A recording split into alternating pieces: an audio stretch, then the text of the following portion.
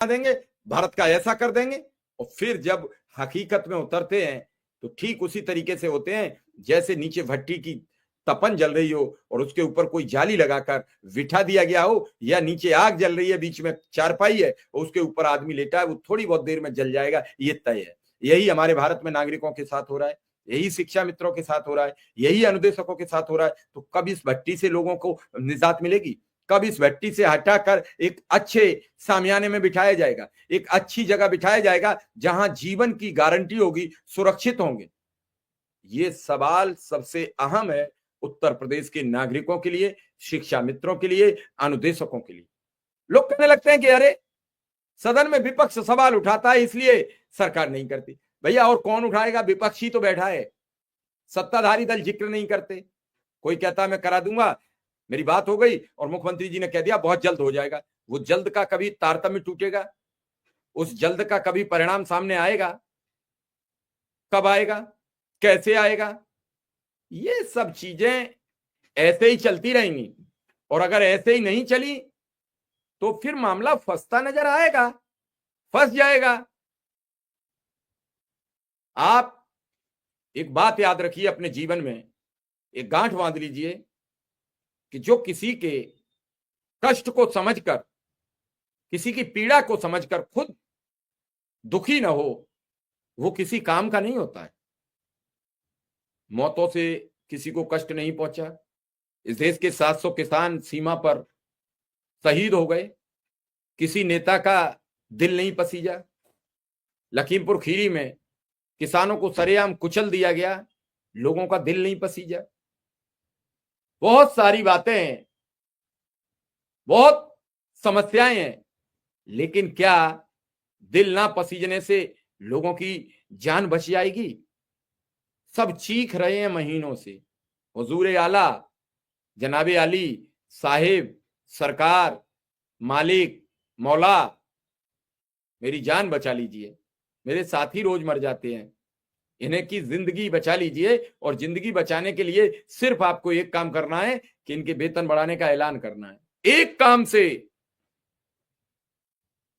सब बर्बाद हो रहा है, सब खत्म हो रहा है हमारे सामने, हमारी दुनिया लूटी जा रही है और हम कुछ नहीं कर पा रहे। वो शिक्षा मित्र हमारा भाई है, वो अनुदेशक हमारा भाई है, हमारे सामने देखते ही देखते वो जिंदगी से हाथ धो बैठ रहा है, मर जा रहा है, हम सब मिलकर उसका कुछ नहीं कर पा रहे। अभी आपने देखा बीते दिनों एक बिटिया थी महिला शिक्षा मित्र की, बांदा जनपद के रहने वाले, सब टूट गए, कहीं इलाज का कोई चारा नहीं दिख रहा था। आज उनके पिताजी से बात हुई, बिटिया अब स्वस्थ है।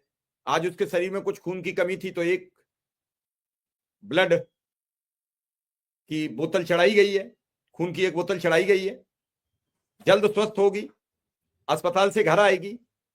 ये सब हम लोगों में एका होना चाहिए। किसी भी शिक्षा मित्र के पास कोई समस्या आ जाए तो हम लाठी बांध के खड़े हो जाएं कि हम इसकी मदद करा देंगे। किसी अनुदेशक के सामने समस्या आ जाए तो हम करा देंगे। इतनी क्षमता और दम होनी चाहिए, ताकत होनी चाहिए। और ये ताकत कौन देता है? ये ताकत कौन देता है? ये देता है हमारा संविधान, और ये ताकत देता है हमारी हिम्मत और हौसला। हम टूट चुके हैं, सब लोग परेशान हो चुके हैं और कुछ कह ही नहीं पा रहे हैं। तो इन सब चीजों पर बहुत कुछ देखने को मिलता है और समझने को मिलता है। देखते हैं कल इलाहाबाद हाईकोर्ट क्या करता है, और देखते हैं कि सुप्रीम कोर्ट क्या निर्णय सुनाता है।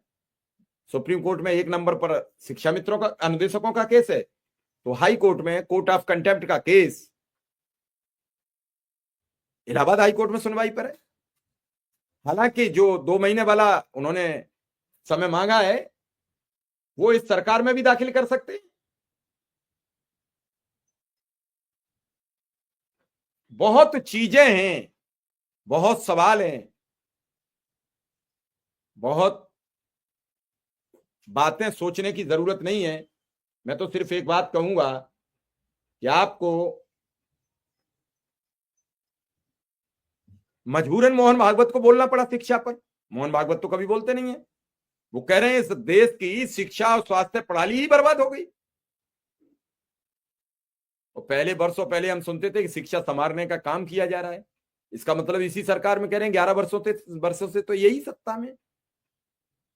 बेसिक शिक्षा मंत्री सदन में कह रहे हैं कि हम स्कूल मर्ज से प्रदेश पर शिक्षा का कोई समस्या उत्पन्न नहीं होने देंगे। भैया, पूर्व प्रधानमंत्री अटल बिहारी वाजपेयी ने यह कहा था कि हर किलोमीटर पर स्कूल बनाइए, देश को शिक्षित करने का काम करिए। आज भी हमारे यहाँ लिटरेसी 70% है। लिटरेसी इतनी नहीं बढ़ गई है कि हम ये कह दें कि अब हम शिक्षित हो गए हैं। अगर ये स्कूल केरल में बंद हो रहे होते तो मैं मान लेता कि ठीक हो रहे हैं, कि वहां शिक्षा ठीक है। ये तमिलनाडु में बंद होते मैं मान लेता, लेकिन उत्तर प्रदेश और बिहार में अगर प्राइमरी स्कूल बंद हो रहे हैं, मध्य प्रदेश में प्राइमरी स्कूल बंद हो रहे हैं, तो फिर न पद बचेंगे न शिक्षक की। कैसे आज कहा बेसिक शिक्षा मंत्री ने सदन में कि शिक्षक कम थे इसलिए मर्ज कर रहे हैं। भैया, आप रोज कह रहे हो कि हमारे पास तो बच्चे पूरे हैं, उतने हम पे शिक्षक हैं उतने बच्चे हैं, रोज आप कह रहे हो। फिर आप आज कैसे कम हो गए?